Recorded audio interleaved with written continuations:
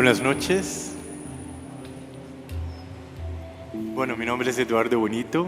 Yo hice el comisariado de todas las obras de videodanza que habéis visto que precedieron todas las charlas hasta hoy. Hoy estamos con la última charla, ¿no? La charla de Smilian. Y presentaremos una película que me encanta mucho. La obra se llama Fase. Es una película rodada por Thierry Demey, que es un gran realizador belga, con coreografía de Anne-Thérèse de Kesmacher, que también es una gran coreógrafa belga. Y la verdad ha sido rodado en el año 2002, 20 años después de que esta obra se hubiera presentado en un teatro. O sea, es una obra escénica adaptada para la película.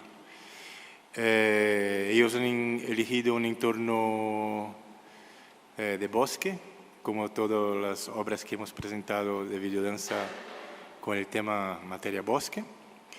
Es una obra que trabaja con la música de Steve Reich, y que es una música toda minimalista que tiene como 4 momentos. Y la obra coreográfica también es más larga. Lo que vamos a ver ahora es un extracto de 15 minutos de uno de los 4 momentos que se llama Violin Phase. Y los otros momentos había otro que precedía que se llamaba Piano Phase, otro que se llamaba Come Out y otro que se llamaba Clapping Music, que cada uno fue filmado en otro entorno diferente. Pero el único que está filmado en un entorno de bosque es este, Violin Phase. Una cosa así un poco interesante de saber también es que esta obra fue una de las primeras obras de esta coreógrafa y fue la que dio la inspiración para que diese el nombre a su compañía, que es una compañía muy famosa llamada Rosas. Y como vais a ver, con sus pies, a través de sus movimientos, acaba dibujando una rosa en el suelo. Bueno, espero que disfrutéis.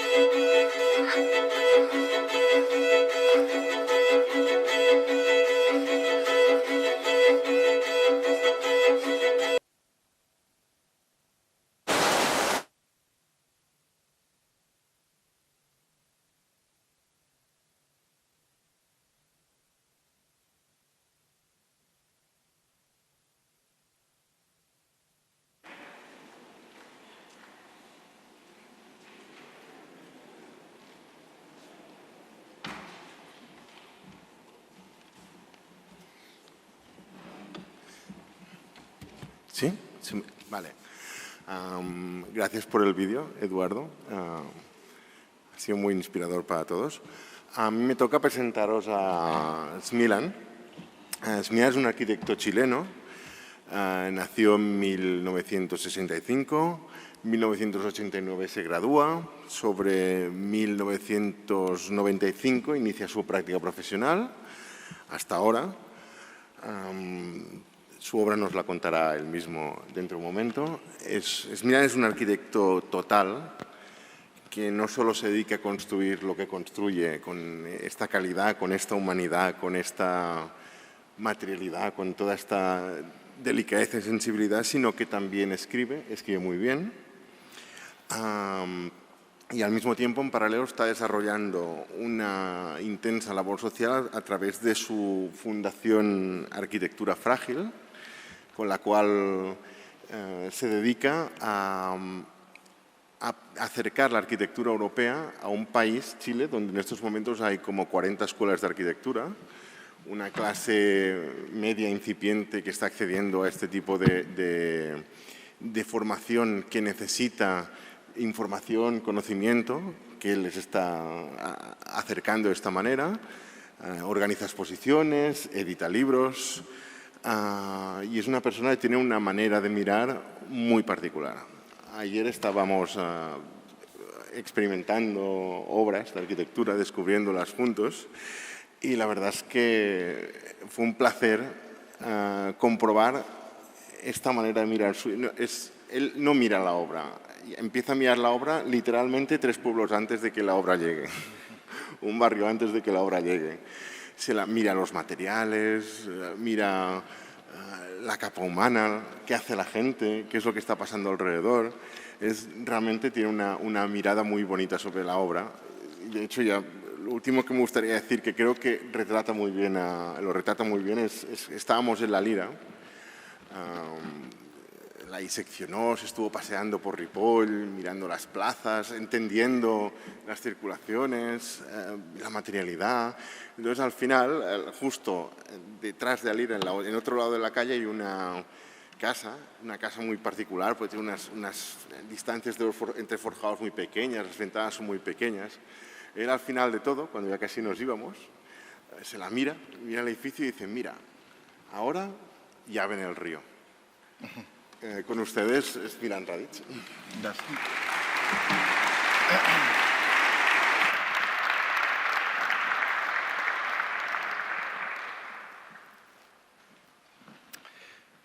¿Aló? Sí. Sí. Yo siempre lo tiro, así que... ¿Se escucha? Sí. Sí. Bueno, muchas gracias a Carmen, a Rafael, a Ramón por invitarme a RCR, la fundación. ¿Para qué me voy a alargar? Un privilegio, un gran privilegio. Y para hacer estas cosas hay que tener una cierta fe en el futuro y una cierta responsabilidad social o disciplinar, como se quiera llamar, lo cual es escaso por todas partes del mundo, así que también eso se agradece, se agradece mucho.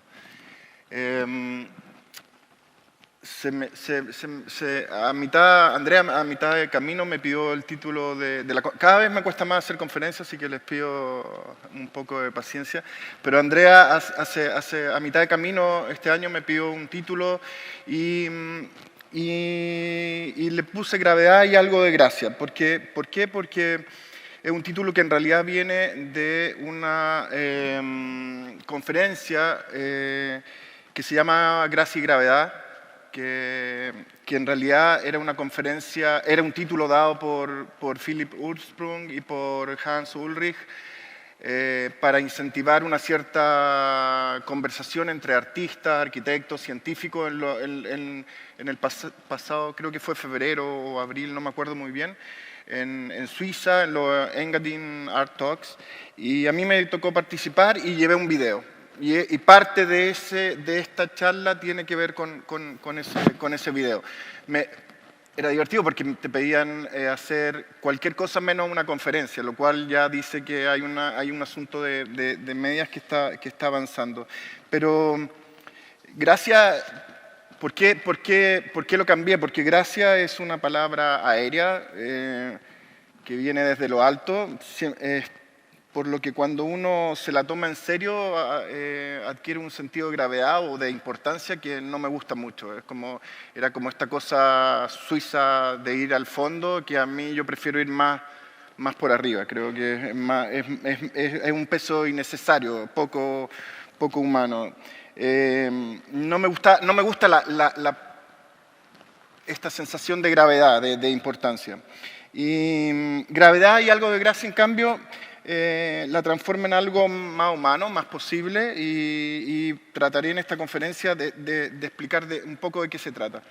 He preparado una extensión de esa conferencia inicial, porque duraba 20 minutos, y si me alargo mucho me paran, no hay ningún problema tampoco.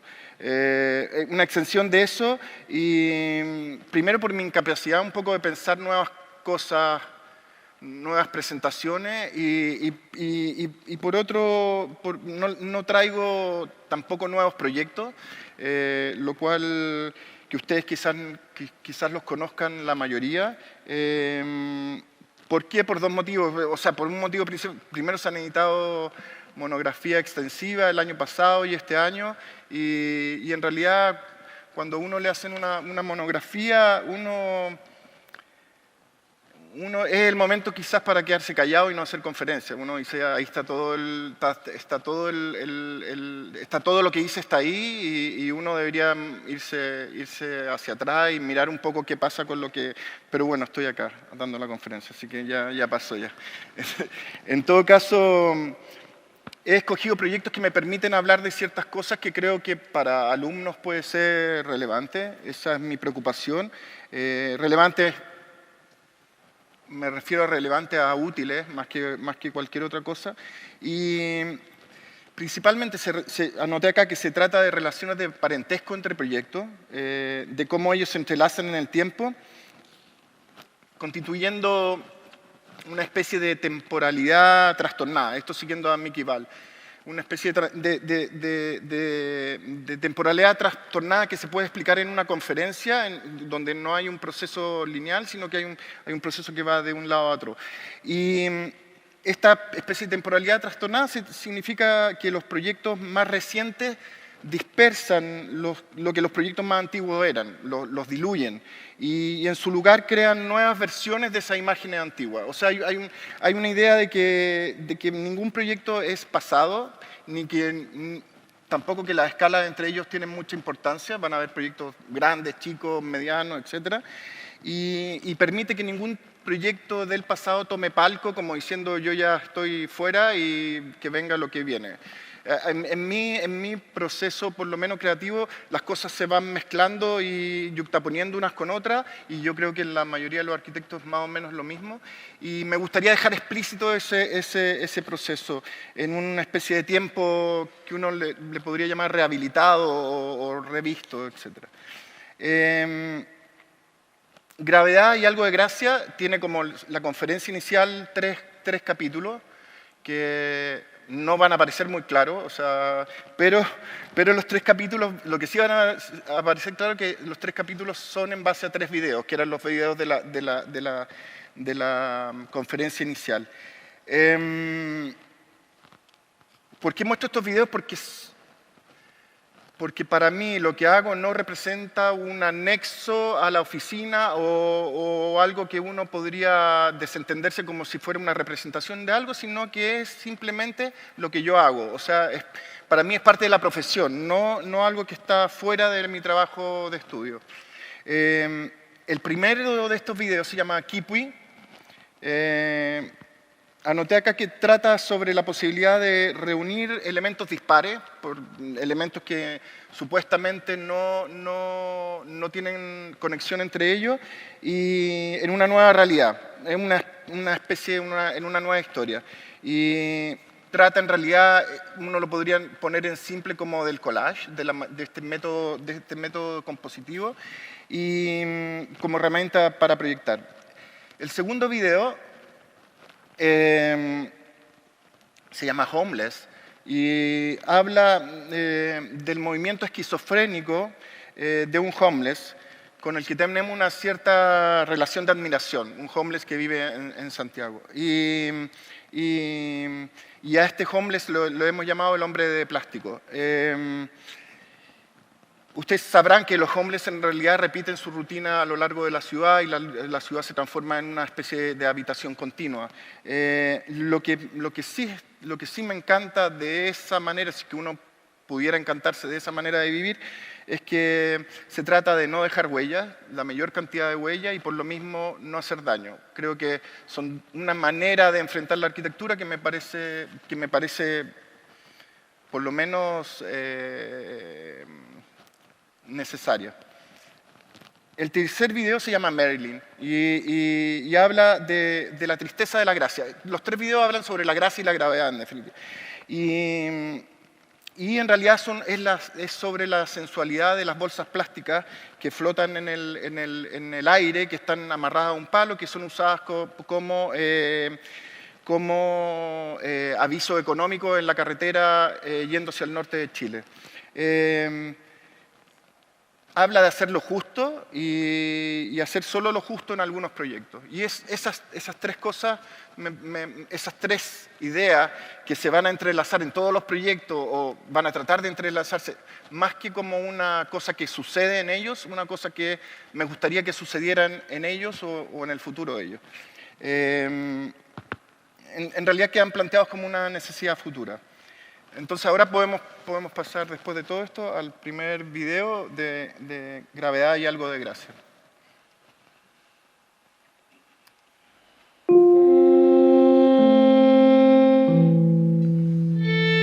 En 1912 nació Cupid en la imaginación de la caricaturista estadounidense Rose O'Neal.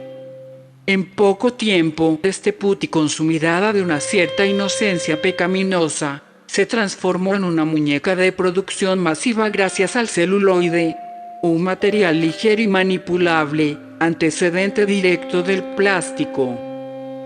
En 1925, Cupid ya era parte de la imagen de una mayonesa que llevaba su nombre en Japón, y comenzaba una carrera en favor de derechos humanos como el voto femenino. También enfrentaba en reiteradas ocasiones amenazas externas, como Godzilla creado en 1954 por los estudios Toho. En cada pelea, pesadas ciudades de edificios masivos que habían reemplazado las ligeras ciudades de madera japonesas quemadas en las guerras precedentes, caían como juguetes bajo los golpes fuera de escala de semejantes portentos.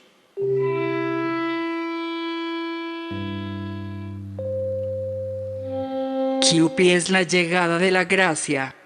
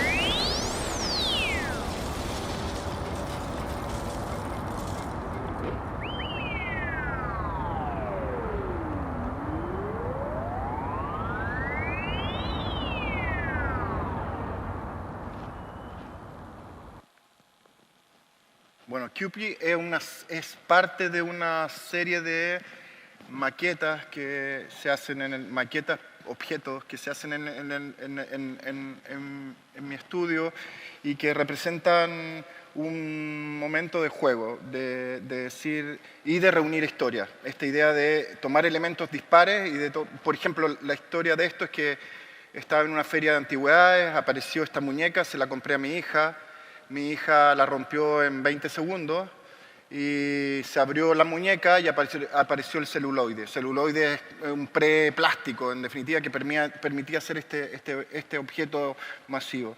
Y averiguando acerca de la muñeca de Kipui, estaba hecha era una muñeca de 1912, o sea, ya en sí mismo era una ruina, y aparecía hecha por O'Neill en esa época.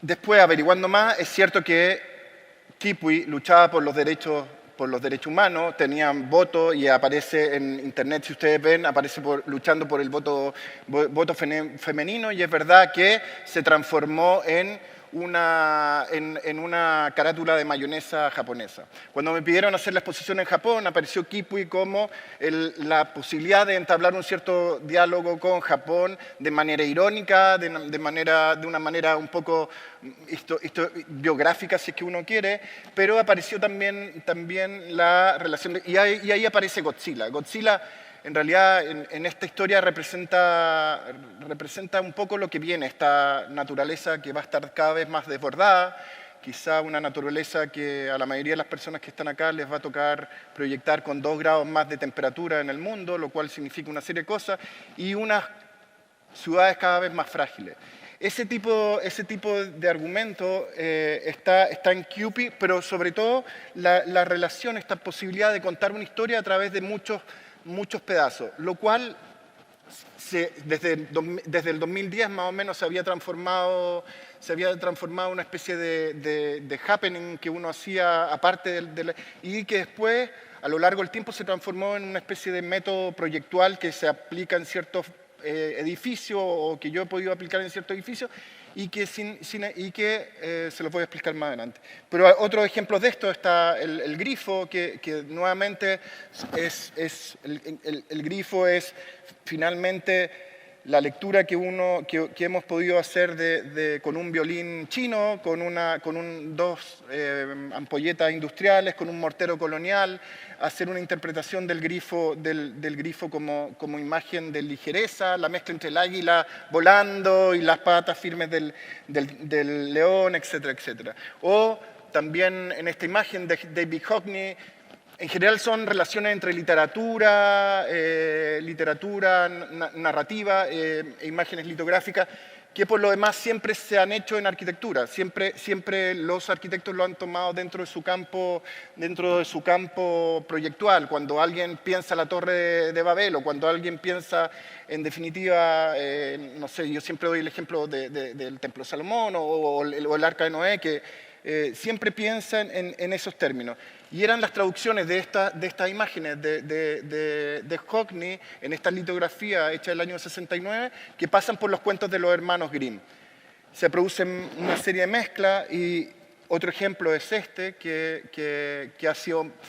en realidad es la maqueta que más rinde le he podido sacar porque ha sido increíble. Bueno, de partida jamás tuvieron pensadas como proyectos, sino que ha llegado gente extraña a decirme, hagamos esto, y al final lo hemos hecho a otra escala y con otras dimensiones. Pero esta maqueta está hecha en papel maché y se llama el Castillo del Gigante Egoísta, y quizás fue la primera maqueta de esta serie o objeto de esta serie en el cual trataba de explicar cómo se podía explicar el cuento de Oscar Wilde en el sentido de poder tener un patio interior dedicado a los niños, desconectado y abierto por la naturaleza, donde el gigante pudiera morir tranquilamente. Es una maqueta es un plástico que necesita un relato para ser eficiente y para ser verdadero.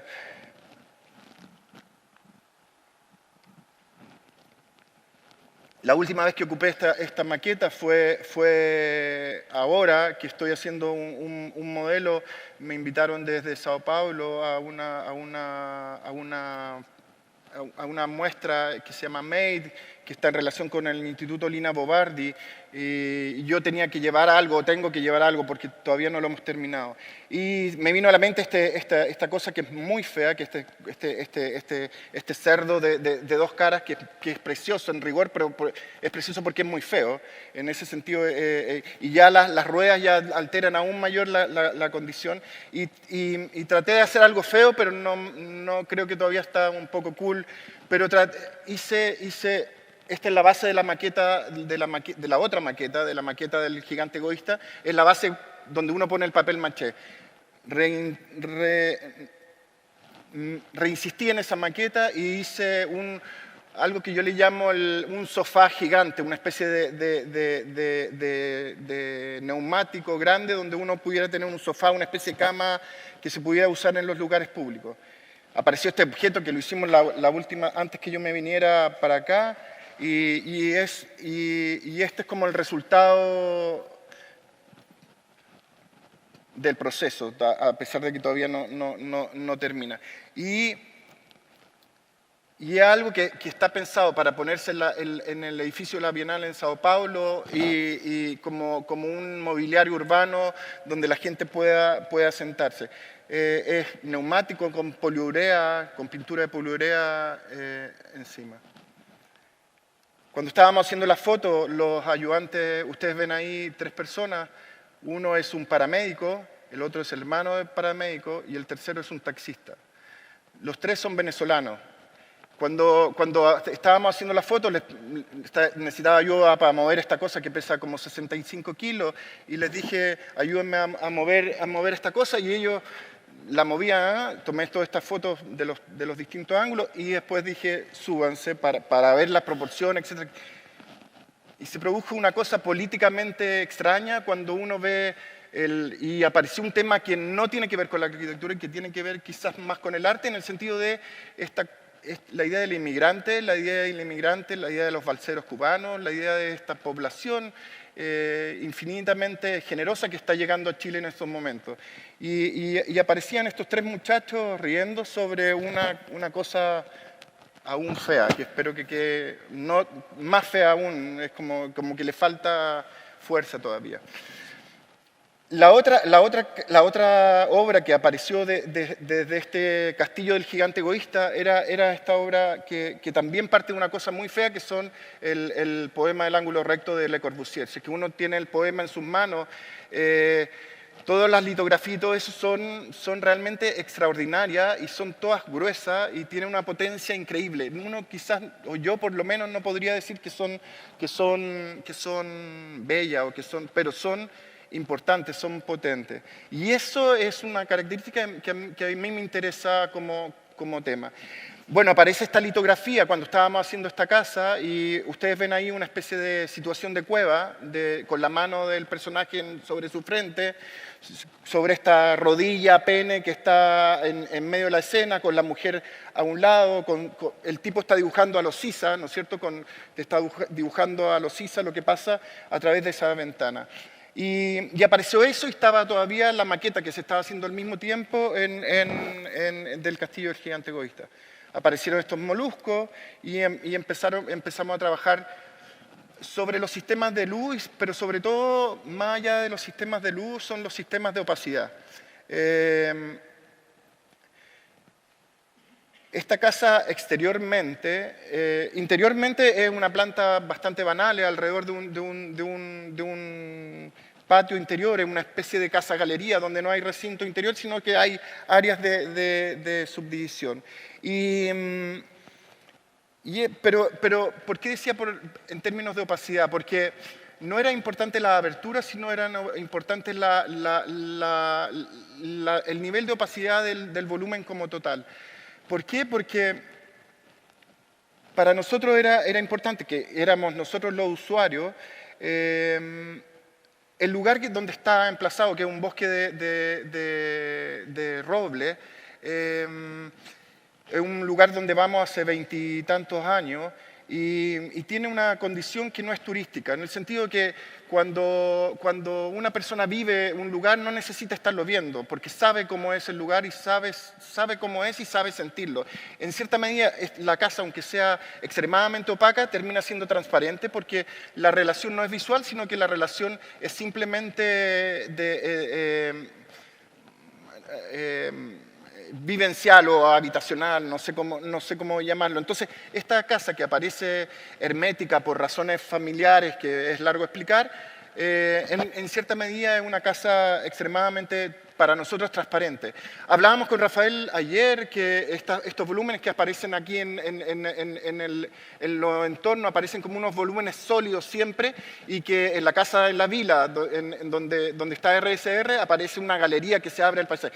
Esa galería en general, por lo menos en el Renacimiento apareció así, y en Chile es así, aparece cuando ya el dueño, el que es dueño de esto y que no está a cargo de todo en esto, ya se puede balconear al paisaje, ya puede estar incluido en el paisaje, pero el paisaje viene incluido como contemplación. Quizás esta casa es anterior a eso, esta casa es pre-paisaje, a pesar de que tiene una especie de terraza incluida que abre el interior hacia el paisaje.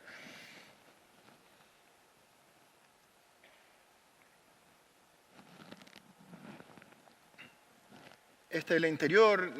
Nuevamente el interior viene de otra escultura que hicimos para la Bienal del 2010, donde estaba Big Joy, entre otros, compartiendo pabellones muy cerca. Viene una escultura que se llamaba El niño escondido en el pez, que tenía un interior de cedro, un exterior de granito opaco también. Y esto es importante porque estos interiores han abierto otros proyectos a futuro que se los voy a mostrar.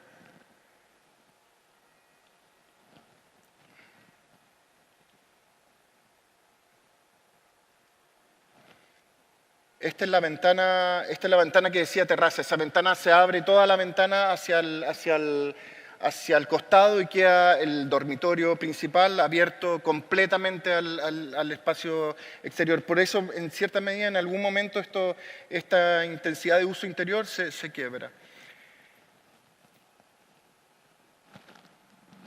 Esta casa está rodeada por un jardín de hojas.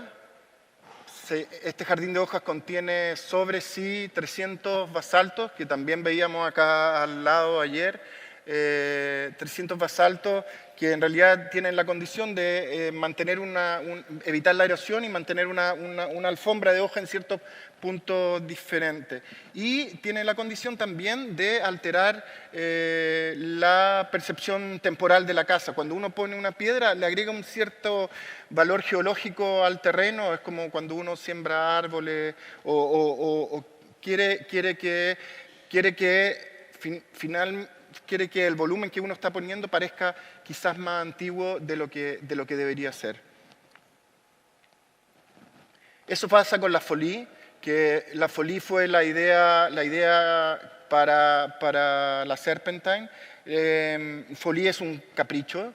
Es un capricho de arquitectura, algo que en general los arquitectos, cuando lo toman contemporáneamente, significa capricho, en realidad significa locura, significa hacer algo raro. Yo quería meterme en la esfera romántica, como lo explicaba Cedric Price en algún momento, y en la folie se producen dos cosas principales a mi modo de ver. Una, que se produce un momento de extrañeza, de que uno no sabe qué es lo que es el aparato, y otro, un momento en que uno no sabe si la folie estaba antes del paisaje o después del paisaje. Una sensación de ruina prefabricada, donde toda la estructura interior, todo el aparataje para armar esta obra de arquitectura que tiene que ver con cuentos en general, para poblar ciertos rincones de un parque, uno no sabe qué es lo que es verdadero y qué es lo que es falso, como lo describe Cedric Price en uno de sus argumentos. Ustedes, bueno, deben conocer este proyecto. Nuevamente reúne cosas dispares y nuevamente viene directamente tomado del castillo del gigante egoísta, y hay una base de piedra, hay una estructura de piso, hay una plataforma y hay la envolvente, que es de fibrevidrio de 12 milímetros de espesor.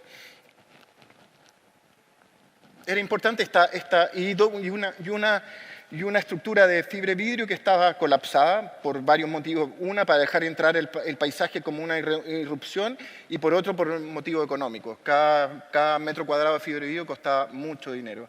Hay todas estas cosas que parece, hágalo usted libre, no son tan libres y depende de muchas condiciones limitantes de normativa, etcétera, que en el lugar son extremadamente importantes, y por eso este proyecto es extremadamente estresante y muy entretenido por lo demás. Es algo que hicimos en 3 meses.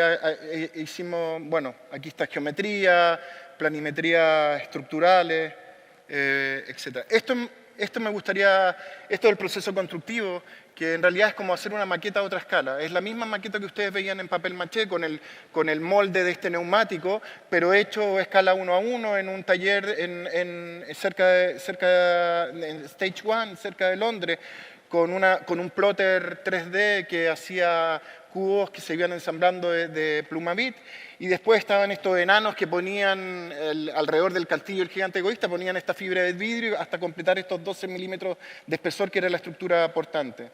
Después, más abajo, está la cantera, que era una especie de cantera donde estaba el lugar, donde estaba la Serpentine, y la instalación de estos pedazos. El resultado es un bicho raro, es como una cosa extraña, que tiene las mismas relaciones espaciales que yo le figuraba al castillo del gigante egoísta. Las mismas relaciones espaciales que yo había querido que se produjeran en esta escala, sin pensar que ese proyecto jamás se iba a realizar, el año 2010 y esto el año 2014. Y debo decir que esto es gracias a una característica de los ingleses, que siempre es la idea de push, siempre empujar a ir un poco más allá. A todo esto, siempre me ha tocado trabajar con 3 mujeres, las 3 muy inteligentes en Londres, y las 3 en la misma condición, en áreas totalmente distintas, y en la misma condición de esta idea de empujar, ya, vamos al siguiente. Hicimos 4 proyectos para este proyecto, en 3 meses, y siempre era one step more, hasta que se acabó el tiempo y ahí está. Este otro proyecto que yo siempre lo pongo, pero voy rápido porque es un proyecto que quiero mucho, pero que lo presentamos cuando estuvo RSR el 2010 en Galería Ma, fue parte de la exposición, que a uno le decían haga un objeto del deseo, algo que usted quiere hacer, y yo hice esta torre de copas, y esta torre de copas la hice porque en ese momento pensé en que nadie me iba a mandar a hacer nunca una torre, entonces era el momento para hacer una torre, evidentemente era el momento, y para pensar una torre, que es distinto, más allá de hacerla o no. Y una torre de copa que llegó sana a Japón y se volvió destruida a Chile, y que la recuperamos más tarde. Y que tiene detalles que son tensigrity, todo esto no tiene pegamento, funciona solamente como tensiones, y las tensiones se producen a través de estos palos que son como se hacen en los cercados campesinos chilenos, que se llama torque. Bueno, está Buckminster Fuller, Rodchenko, está Constant, que me encanta, y el resultado, después ganamos un concurso internacional,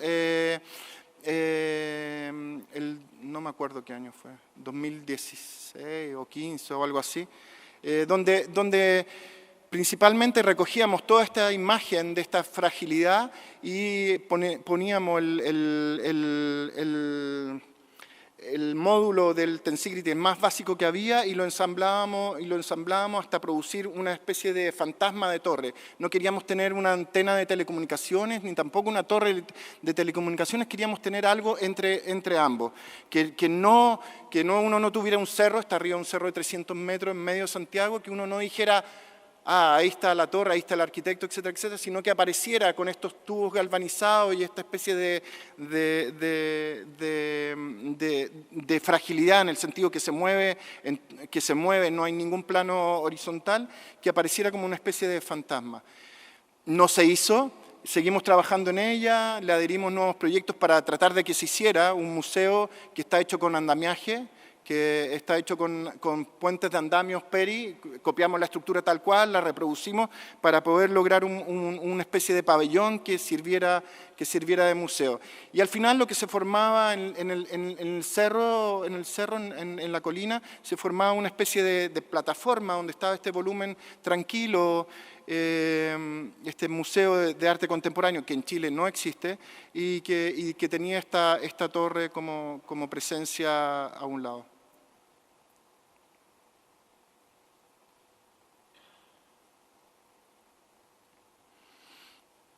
Este proyecto, bueno, apareció ahora en la monografía, es muy divertido porque si a uno le dijeran, tienes una fachada neoclásica, entre comillas, esta cosa, este conjunto estuvo hecho el año 1940, o sea, un conjunto absolutamente fake, un conjunto de innovación inmobiliaria en su momento para vender casas. O sea, es lo que diría lo más bastardo de lo que uno podría hacer ahora y ahora aparece como en la historia, aparece como algo digno, respetable, etcétera, etcétera.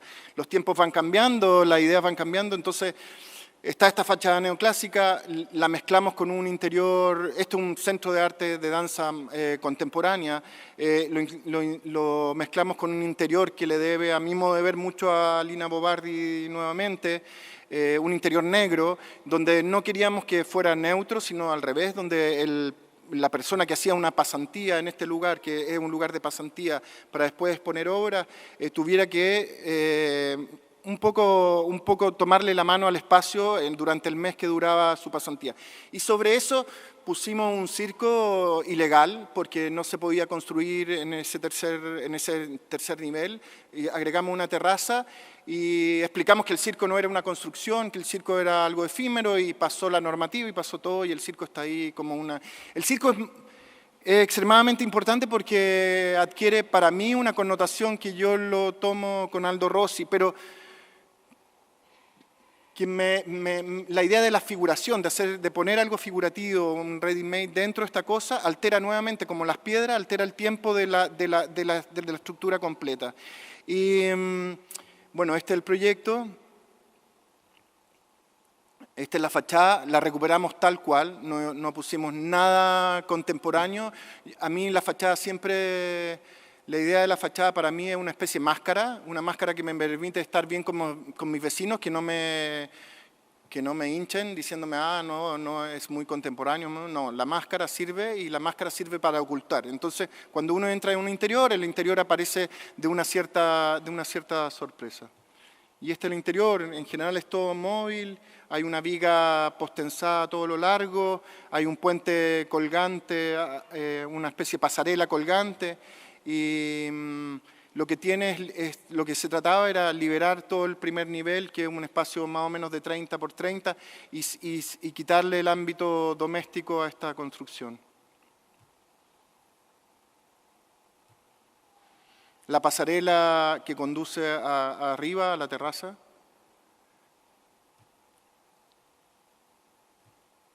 La escalera, que es una especie de tubo que también cuelga desde el techo, nuevamente para dejar libre, y la llegada arriba al circo. En esta terraza pasa algo muy lindo, que uno está con las dos cordilleras a cada lado simétrica. Es lo que pasa en el valle. Normalmente nosotros vivimos como arrimados a cerro, entonces esta sensación del valle se produce en este lugar y esta ciudad que aparece enmarcada por este amarillo funciona. Bueno, la planimetría, el circo, a todo esto no lo proyectamos nosotros, lo compramos literalmente a gente que hacía circo. Me refiero literalmente porque tampoco cambiamos ni siquiera los adornos, y lo pusimos en medio de la ciudad, abandonado, en medio de este tercer piso en la ciudad. Tal como está unas ciertas animitas dispersas en la ciudad. Bueno, tengo que ir más Después hay esta otra estructura, es una estructura de una casa que la terminamos ahora hace como un mes atrás, pero que ha salido ya publicada, que combina tres cosas. Una manera de abordar el paisaje en este templo japonés, de tener el paisaje sobre una terraza y dejar el terreno limpio, de saber cómo llegar al terreno. Esto se mezcla con una casa que hice al año 97, con la parte superior de esta casa y se explica también con otro volumen más, se llama la Casa Prisma. Sobre esta terraza hay dos volúmenes, era una familia con 8 niños, los niños están a un lado, los padres están al otro, y era esta plataforma que unía estos dos prismas. Y se trataba no de tratar de interpretar Shinohara, esta casa que se llama Casa Prisma, sino de tratar de interpretar el imaginario de Shinohara. Siempre presenta esta casa con esa fachada lateral y la presenta con esta viga estructural interior, que la estructura interior de Shinohara en general tienden a estorbar, por una parte si uno la lee de manera occidental, pero por eso mismo adquirir un grado simbólico. Entonces lo que hicimos es rescatar solamente el cuadrante. Nunca aparece el largo de la casa. Esta casa en realidad nunca es un prisma, sino que tiene una fachada más larga que otra, y lo que hicimos es recortar 720 por 720 por 720 y reproducir la casa y el espacio que tanto nos gustaba. El proyecto una plataforma con los dos volúmenes arriba.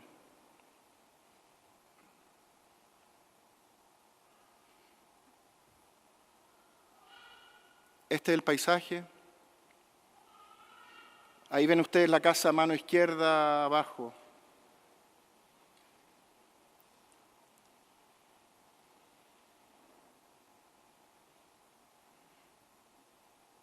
Nuevamente está esta idea de tratar de no tocar el terreno y tratar de dejar pasar el terreno, que no es un invento, es una recapitulación de algo que se ha hecho muy bien y que se debería repetir en rigor.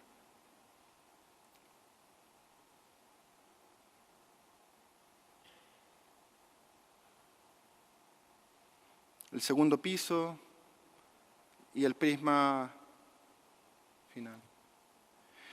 Bueno, esto es otro proyecto que es una sandalia, una hojota que es de campesino, y esta es la traducción de la hojota, que no me voy a detener en esto porque la estamos produciendo, se supone que la vamos a producir para el verano nuestro.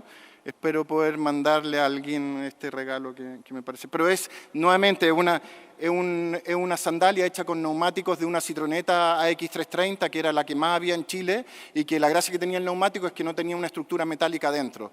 Entonces se podían hacer sandalias, que era esta sandalia, que era muy pesada. Entonces la planimetría está hecha en base de los pluriball, está hecha en base de estos nudos que son nudos de Scout y en base a la X330. Y esta es la resolución final de esta sandalia.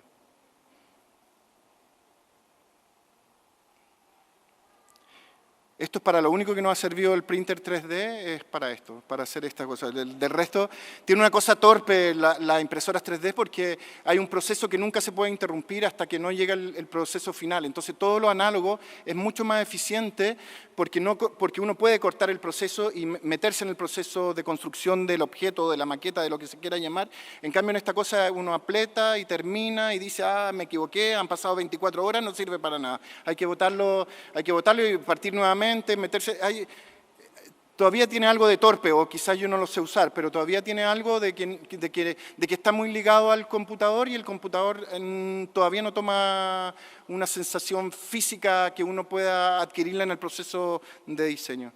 Bueno, aquí viene el segundo.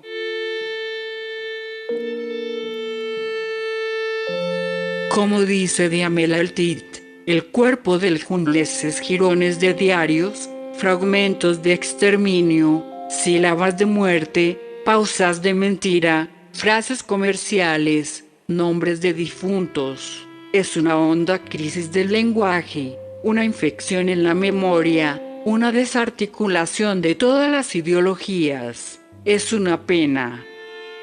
Como se puede ver, el hombre de plástico cae una y otra vez sobre su propio peso como si fuera un gigante indefenso y su cuerpo fuera insostenible debido a la gravedad.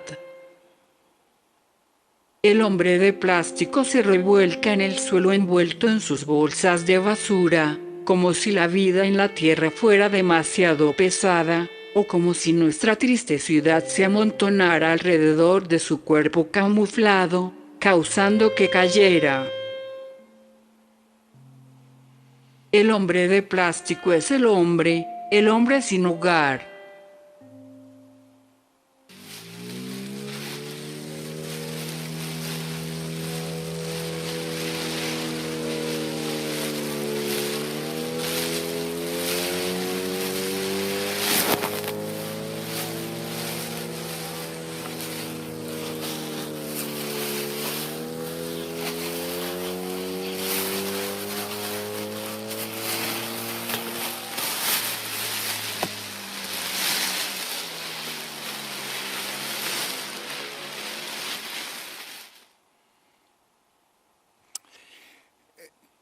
El hombre de plástico es un homeless que nos topamos muy seguido en Santiago como les explicaba al inicio, lo que me interesa es esta cosa de no dejar huella y esta cosa de tratar de hacer el menor daño posible. Esta ciudad que se le viene encima y se transforma en plástico, y los primeros ojos que ustedes veían saliendo como de una nube, esos ojos son las primeras visiones de los 33 mineros que fueron rescatados de ciento y tantos metros de profundidad hace ya 10 años en Chile. Y está la misma sensación de esos ojos cuando uno mira a homeless, al hombre de plástico, se lo encuentra en la calle, esta misma sensación de, me descubrieron, esa idea, me salvé.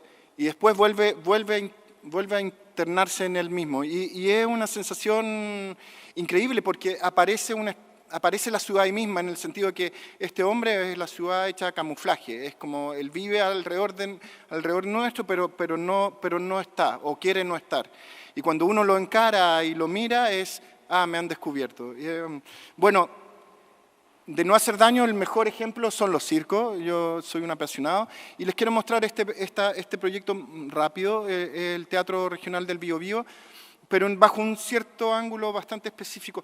Muestro todo como objeto por una razón de eficiencia, pero no es que los proyectos estén entendidos de esa manera. Pueden ser, es una manera de explicarlos más que de otra cosa. Pero lo que me interesa de esto es que es la planta de fundaciones del teatro. Y la planta de fundaciones del teatro es una planta que tiene una losa de fundaciones de 30 centímetros. Cuando se hizo el concurso de arquitectura, este sitio estaba más o menos a una veintena de kilómetros en línea recta de donde fue el epicentro del terremoto 8.8 el año 2010.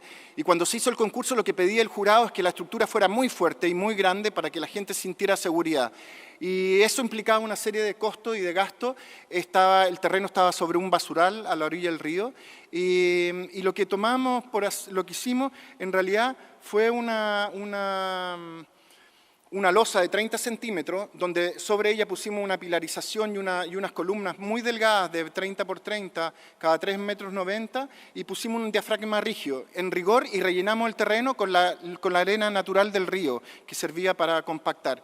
Recuperamos el lecho del río, no lo tocamos, no hicimos pozos profundos para anclar el volumen a esto y dejamos esta especie de edificio flotando sobre la superficie, lo cual, a pesar de que no se nota, que no se ve, a mí me da una sensación de alegría muy grande.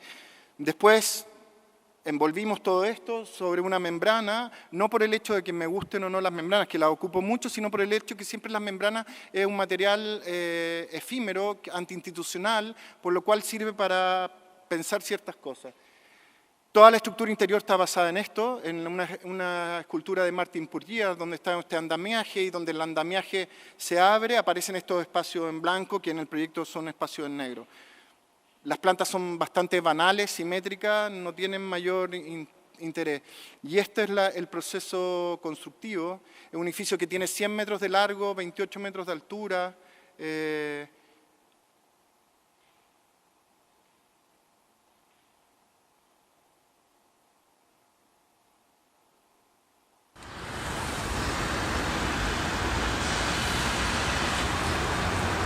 Me gusta mucho esto porque es como Kipui, es como de nuevo la escala tiene algo de pequeño que me encanta.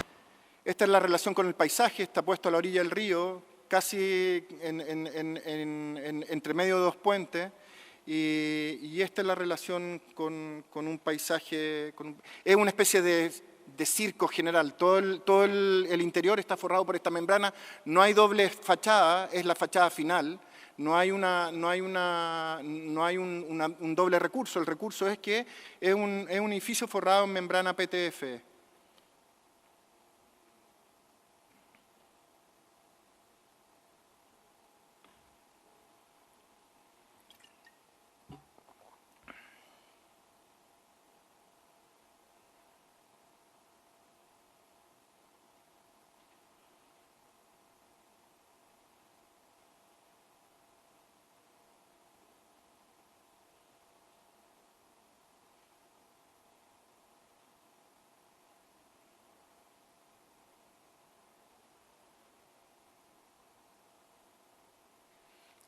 Todo eso fue el hall de acceso.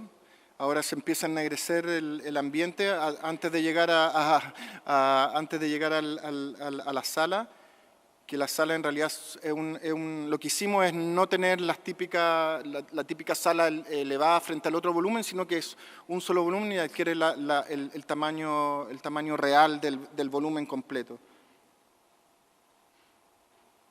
Ustedes tienen que imaginarse que en Chile los espacios son domésticos y eso es una manera de pensar los espacios totalmente domésticos. Me refiero a que la escala es pequeña. Uno no es Sao Paulo, no es México. Uno tiene siempre espacios domésticos y lo único que trato en general en las casas es abrir los espacios para tratar de ir a una escala que signifique en lugares públicos. Uno sale de la función, entra en general de día y sale de la función y este edificio está iluminado. Cuando yo le pedía, como no había presupuesto para iluminar esta membrana perfecta, etcétera, etcétera, porque costaba varios millones de euros y no había dinero, dije ya iluminémoslo de manera muy mala, entonces que aparezca toda la estructura, que aparezca todo y que de esta manera sea la condición de que el edificio aparece como lo que es, con todas sus nichos de iluminados, su área de no iluminación, etcétera, aparece manchado y poco fino en cuanto a tener una membrana, pero al mismo tiempo aparece como este esqueleto desbordado rodeado por esta membrana. Tiene que ver con las fundaciones, la capilla de Venecia, que también me tocó, y esto tiene que ver con, yo creo que algo que también toca mucho acá, que esta arquitectura de la hiperabundancia. La arquitectura o de la sobreabundancia es cuando el encargo es tal que la función casi deja de tener sentido y pone en peligro la arquitectura y se toma el ejemplo de esta capilla en este sentido solamente para hablar de arquitectura. Y hay una especie de disontonía que uno casi no puede hablar de arquitectura si es que no hay programa. Fue lo que pasó un poco en la capilla de Venecia, cuando me encargaron esta capilla.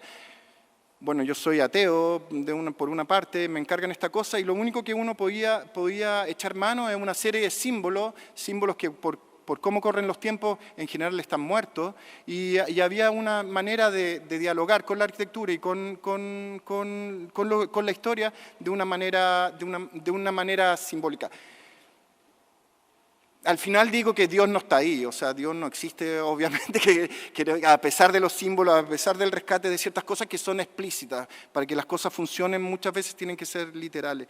Pero lo que me gusta es este modelo que son la maqueta y las fundaciones. Nuevamente era un pabellón que tenía que ser prefabricado, que se hizo con una serie de gajos y que se hizo sobre estos pilotís, los cuales debían dejarse en el terreno, pero son pilotís de madera que iban a morir.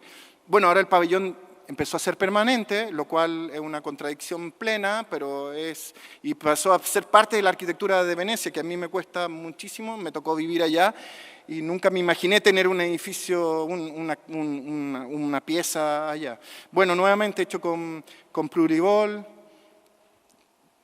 todo prefabricado y llevado y montado en el terreno.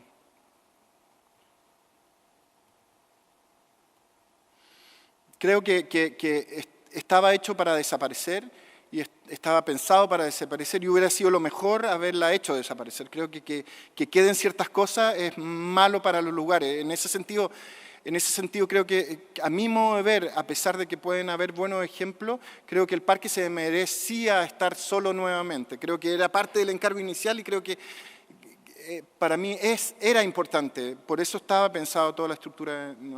Bueno, están los símbolos, un poco las puertas altas, que funcionan, que está dislocada en el eje, no funciona correctamente, entonces nunca queda bien cerrada la capilla, nunca queda bien abierta, o sea, queda libre, al libre tráfico.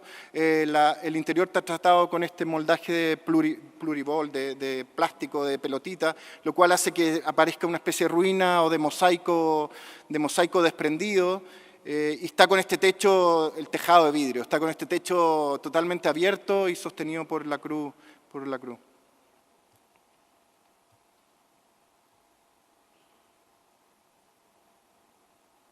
Y la naturaleza nuevamente tratando de retomar temas. Sí. Voy a explicar 2 hoteles, pero rápido. ¿Sí? Este es un hotel, hablaba de tomar un sentido, este es el lugar, son 2 volcanes que tienen esta lava gigante, este manto de lava gigante, y en él ustedes ven este puesto de incas. No sé si se nota bien la estructura incaica, en eso que son todos estos cuadrados, que son un puesto de un pucará inca del 1300, y donde hay zonas que eran potreros y zonas que eran habitacionales. ¿Qué hicimos? Como tocar estos lugares extremadamente difíciles, lo que dijimos, vamos a copiar la forma de esta geometría y más que la forma, la medida de esta geometría. Decíamos, si resultó para los incas, debería resultar para un hotel. Tener esta medida, tener un patio asociado a una habitación y tener la medida de ello como regla, parecía adecuado. Entonces, ahí ustedes ven las 3 etapas, que no sé si se ve, pero las 3 etapas de las plantas, cómo se fueron limpiando y al final cómo se transforma este hotel. Estas eran las habitaciones, todo lo conectado a unos patios, pero en realidad las habitaciones eran solamente unos puentes prefabricados donde venía toda la infraestructura desde Buenos Aires y se instalaba sobre unas pircas de lava, que era gratis, siempre el terreno enterrado, y el patio aportaba un cierto frescor y se abría este puente hacia el lago. Aparecieron otros espacios, que bueno, etcétera, da lo mismo.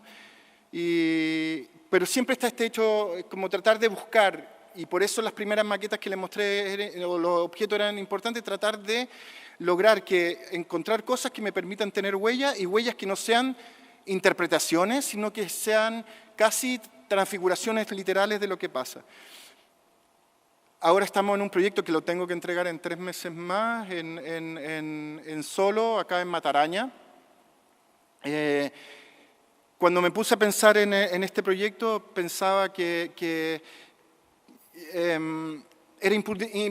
era importante en el hotel, primero, uno, está en medio de la naturaleza, rescatar la idea de la naturaleza, y me puse a ver todos estos insediamentos, todas estas poblaciones de África, que tienden a separar lo que es naturaleza por protección a lo que es su interior. Se trataba, para mí era importante tener un área donde la gente pudiera caminar y pasearse, un área casi urbanizada, protegida de una cierta naturaleza que para nosotros aparece muy mansa, pero en general para el cliente todo aparecía como algo agreste, y tener esta superficie de amarre completa, donde uno pudiera limitar este perímetro. Y dentro de este perímetro poner cabañas, literalmente cabaña, instalarlos como si fuera un sistema un poco metabolista. Hicimos estas 2 maquetas que están acá. Estas 2 maquetas son planchas que están sacadas de tarugos que se ocuparon en una escultura. mi mujer, que es escultora, necesitaba hacer tarugos para ensamblar una escultura que ustedes van a ver en Alexander McQueen después, una escultura, y hizo perforaciones para tomar tarugos de esto. De estas planchas yo las vi, aquí está el proyecto, armamos el proyecto y armamos el proyecto literalmente. Pero como no teníamos terreno en un momento determinado y era solamente un factor conceptual, hicimos 2 maquetas que las dos eran posibles. Y era un esquema, si se pudiera decir de alguna manera, metabolista, en el sentido de que era una trama que se rellenaba con esto. Y estas son las 2 plantas que aparecieron, y esta es la maqueta, que en realidad es una maqueta ensamblada de partes. Ya en este punto hay composición. Aquí está la base, el área demarcada, que es una losa que flota a 45 centímetros sobre el nivel del terreno, y en hormigón negro y de 26 centímetros de espesor, como a unos 45, 60, el terreno es ciertamente irregular y de repente se dispara. Sobre esa planta van a estar puestas estas cabañas. Estas cabañas son ahora de vidrio, con una tienda alrededor, con una carpa alrededor literalmente de fieltro de lana de oveja, que es el tabique que va a proteger térmicamente a estas cabañas. En rigor es nuevamente, apenas tocar el terreno o tratar de tocarlo al final es una intervención importante, pero la sensación con el paisaje es más o menos esta, es de tener esta plataforma limpia, que este terreno aparezca por todos lados y tener esta sensación con el paisaje.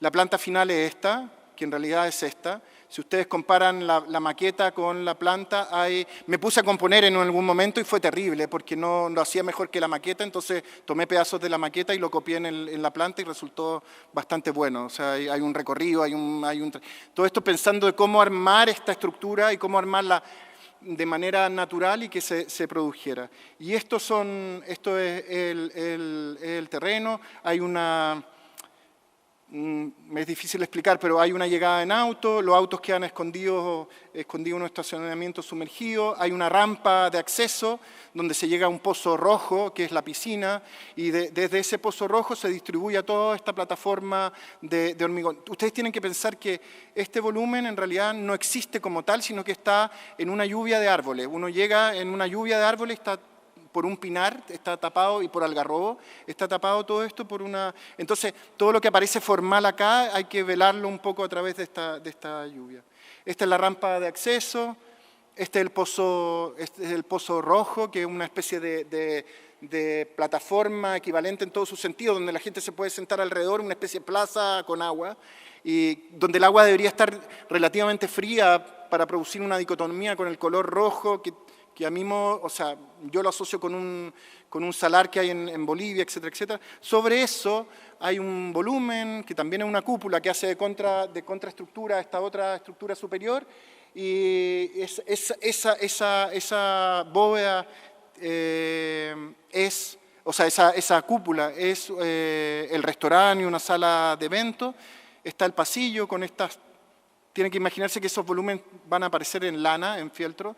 Viene de un proyecto que hicimos el año 90 y tanto, que era un proyecto de intervención urbana, y esto es el interior del lugar. Es un piso de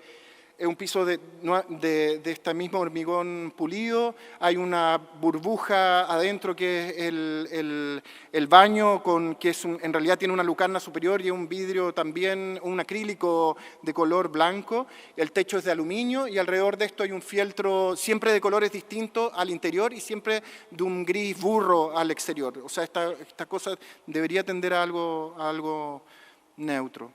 Bueno, aquí está como cuando aparece fuera del terreno.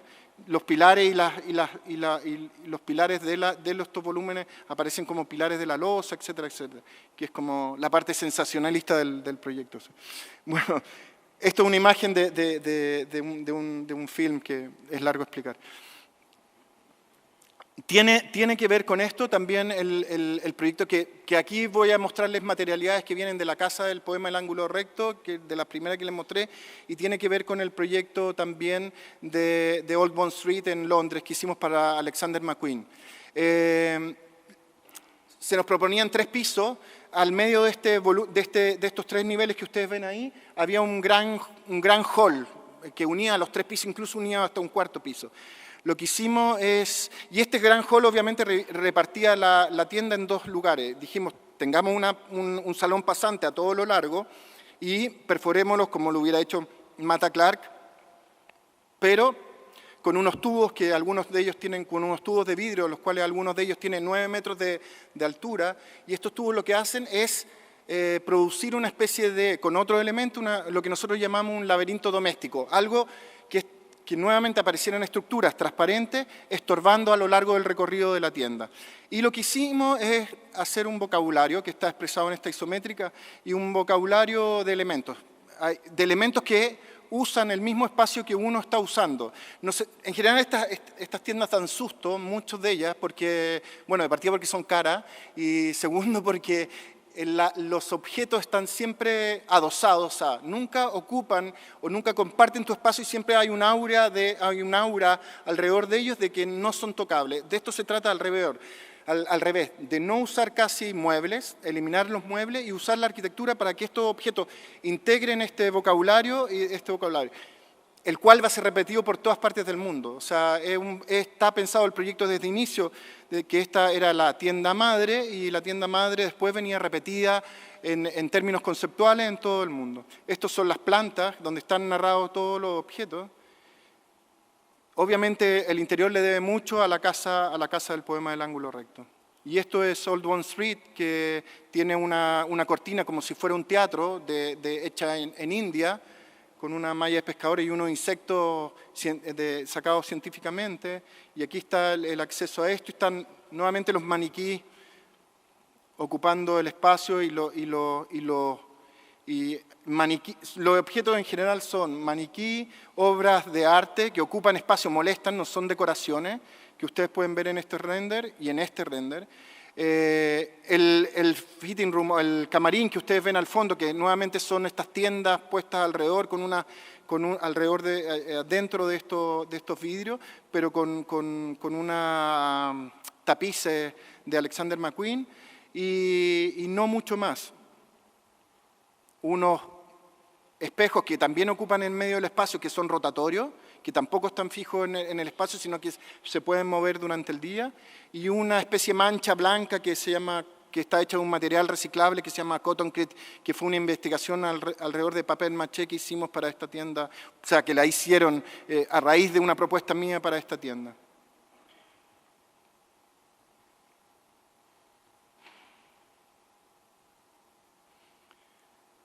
Es bonito, este es el taller de Marcela Correa, que es mi señora, que hizo todas las esculturas que ustedes ven adentro, pero al final va a esta tienda en Londres, pero está hecha en unos talleres en Chile, unos talleres bastante, por decirlo menos, precarios, y aparece después esta cosa en Londres. Hay una cosa con los alrededores que es bien interesante en los procesos constructivos, que sería difícil. Bueno, esta casa, voy a ir más rápido porque ya llevo harto. Esta casa es, lo que ustedes ven a mano izquierda mía, es un prostíbulo preincaico. Al lado un pucará nuevamente, en Perú, y esta es la casa, se me pidió hacer una casa en este terreno, en esos 2 hoyos que ustedes ven al frente. Nuevamente, y el dueño quería empezar a rellenar esos hoyos para que yo pudiera hacer el proyecto, y le dije, bueno, si están, y todo el mundo, porque todo el mundo estaba alegando en la playa que había hecho otro proyecto, que había hecho los hoyos, y que había dejado los hoyos a medio ser, porque el arquitecto, en vez de hacerle una casa de 250 metros, le había hecho una casa de 600. Dije, déjame los hoyos, yo hago este prostíbulo que además era de él, hago este prostíbulo como sensación de cajón, de patio, una sensación también de sombra, etcétera, etcétera, y armo 2 patios, y en esos 2 patios pongo tu casa. Y esta es la vista desde los patios, esto es un poco el recorrido, y este es el proyecto.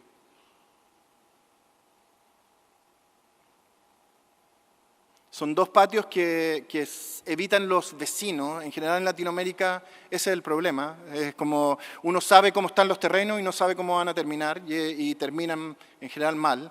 Entonces hay una sensación de esta idea de opacidad también está ligada a una estrategia política de cuánto de la casa, cuánto se va a ver, cuánto tú puedes ver de la casa sin que eso sea tocado. Y este es el tercer. A un costado de la carretera, bolsas de plástico flotan amarradas a unos mástiles gracias al viento de los autos que pasan a su costado. Estas bolsas de supermercado son abstractos letreros comerciales que usan para llamar la atención de los conductores, pequeños vendedores de quesos frescos al paso de la carretera que lleva al norte de Chile. Su movimiento contiene la gracia ligera de una bolsa barata volando fuera de control en un torbellino de aire caliente o una falda movida por el flujo del tren subterráneo.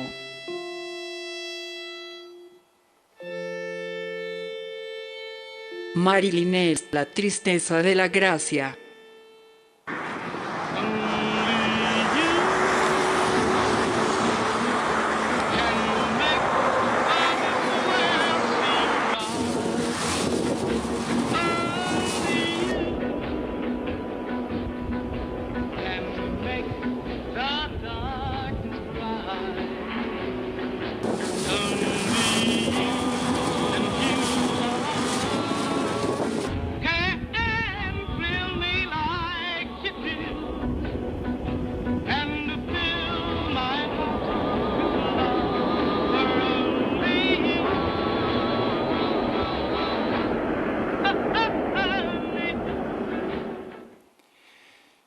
Membrana.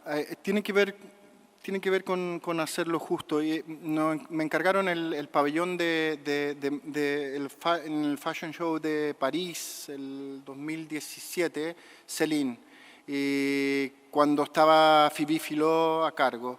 Y empezamos a trabajar, y lo primero que empezamos a trabajar es con la idea de parametrización, pero a nivel artesanal. Y había un lugar muy feo que era unas canchas de tenis cubiertas, y la idea era borrar ese lugar y que la gente pudiera entrar en algún momento durante 8 minutos a esta pasarela, y en esos 8 minutos estar distraída, poder distraerse de este espacio que era tan agresivo. Y trabajamos mucho tiempo en tratar de hacer las costuras y el patronaje de todo este volumen para esconder las columnas y para lograr que fuera un volumen exacto, preciso, etc. Nuevamente era un proyecto que había que hacer muy rápido y que nosotros nos demoramos un mes en tratar de llevarlo a planimetría para pasárselo a los ingenieros en París. Y cuando ya estábamos a un mes trabajando y llegaba el día de entregarlo, me pareció una idea estúpida. ¿En qué sentido? En que llevábamos un mes trabajando para 8 minutos de vida. Sé que no tiene nada que ver, sé que pero inmediatamente dije que no había una correlación. Y llegado ese momento, también Phoebe Philo se sintió esta sensación de haber mucha arquitectura en lo que estábamos haciendo y tratar de aminorar el proceso o de aminorarla. Y obviamente se me pidió otro proyecto, lo cual era a esa altura bastante imposible. Lo que dijimos simplemente es: compremos una bolsa de papel, de nylon de paracaídas, que no sé si ustedes lo conocen, no es impermeable al aire, o sea, deja pasar aire, pero tiene una sensación de seda y se puede coser, como uno cosería un abrigo, como uno cosería una falda, etcétera, etcétera. Se puede coser.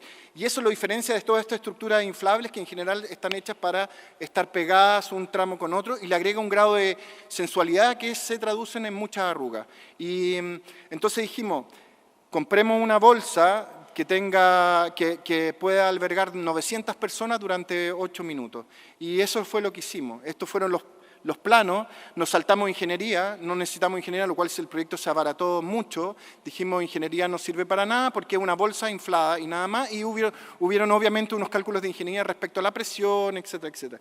Entonces, inflamos esta bolsa alrededor de los pilares y la deformación de la estructura existente hacía que el proyecto se deformara y tomara su forma real, lo cual fue muy parecida a la forma que habíamos previsto. Esta fue la maqueta. Esta fue la maqueta del proyecto. Y estas son el proyecto.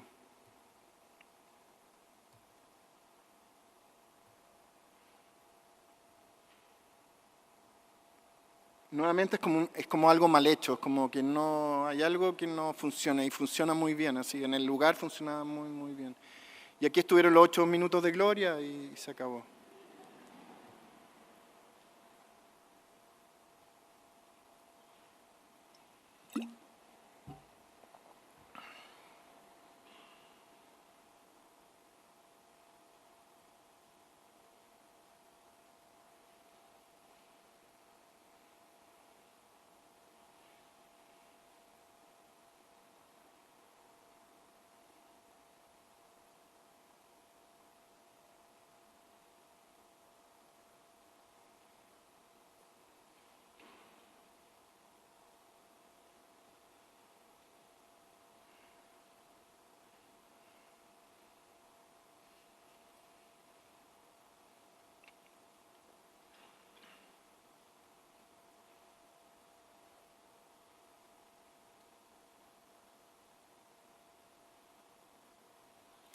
Me gusta mucho este animal grande ocupado, como una especie de ballena, así, es como la sensación, funcionó, eso al final es una alegría, es como...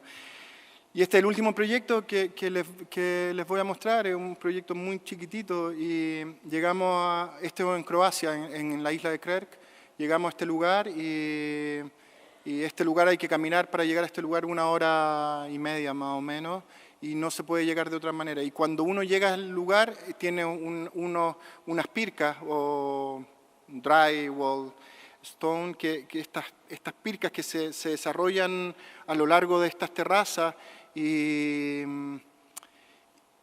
que eran viñas principalmente, y potreros para ovejas, y esta especie de manantial en medio de esta colina. Primero, con las pircas pasa un grado de extrañeza, el esfuerzo físico para llevar algo, de hacer algo allá arriba cuando no se puede hacer, produce una extrañeza, como de un artificio que aparece y que sorprende cuando aparece, después de un tiempo que uno se demora en llegar a ese lugar.